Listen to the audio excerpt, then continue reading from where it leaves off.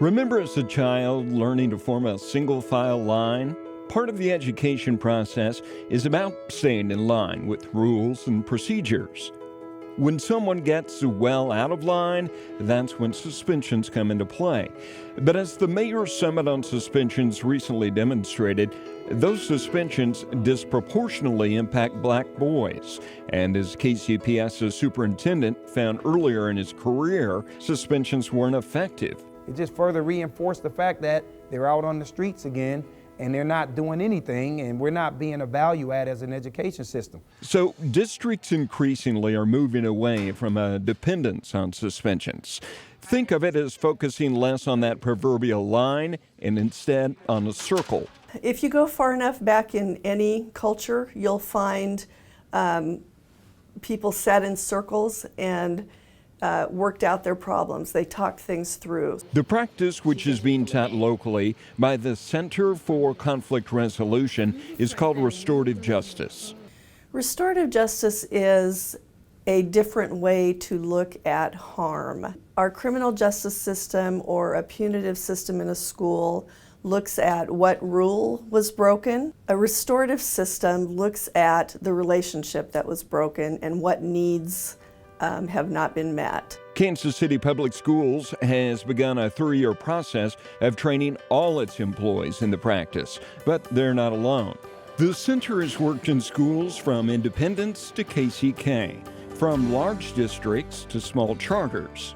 Hickman Mills Freshman Center has gone through the training. Even if they've did something, they're gotten in trouble, we want them to learn why it's not okay and to change their behavior, not just get a consequence and go back and do the same thing. We have seen what happens when someone who harms someone else hears and sees the human face of the person that they hurt, and it changes people.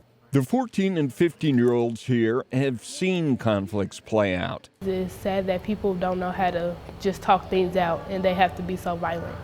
They think that if they fight, it makes the people stop talking about them or the problem that goes on, but it just makes the problem even worse. The winner, he's happy, but the loser's unhappy and he comes back for revenge, and it's just more violence. So.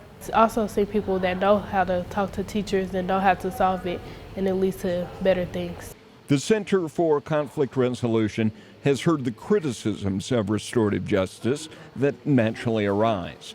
Criticisms that it's simply touchy-feely. If they don't know how to solve their own problems, then they're not going to make it. We've heard, when are they going to get a real consequence? And so for me, if our students don't learn these tools now, I'm not sure that they will. And if our goal is for students to be successful in life, then we've got to take the time to teach them these skills. Sometimes you just have to walk away.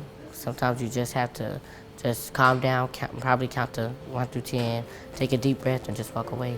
At its core, restorative justice reframes the issue of harm to see it for what it is, something that's really about broken relationships rather than broken laws. We've heard people say, that's the hardest thing I've ever done.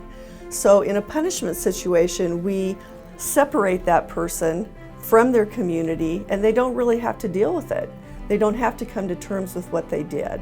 In a restorative justice situation, they have to sit and look at that person that they harmed. Hickman Mills Freshman Center has used conflict resolution circles many times already this year, and they believe many suspensions have been avoided. The go-to solution here has changed. They're in a disagreement with their teacher or they're upset with a rule that we have building-wide. Okay, well, let's circle up, let's talk about it. They recognize what that means, and they know that they have a voice, that administration or their teachers are going to listen to their perspective, but they also know that we're going to ask them to listen to our perspective. And so we're trying to resolve or build a bridge, so to speak, so that we can work together and be okay even though we disagree.